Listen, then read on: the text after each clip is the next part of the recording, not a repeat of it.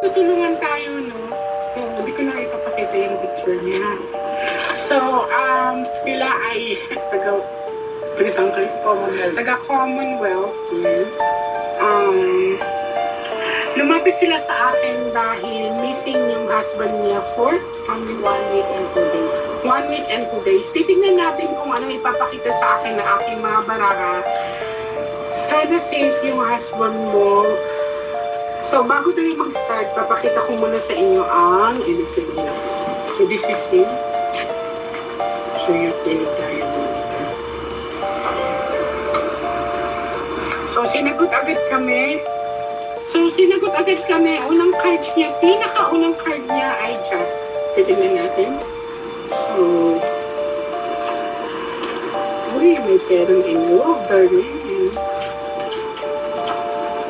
Babaero ng masa. Sa akin, para siyang malawak na lugar. I don't know if it is a farm or just siguro may mga puno lang.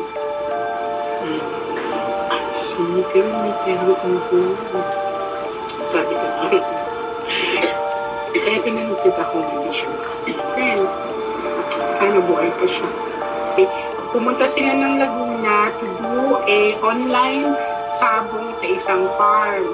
Tapos, sa unang reading ko pa lang, may nakita na akong involved na money. Tapos, nagulat ako dito. Pero meron talaga yung behind all this, may lalaking upper.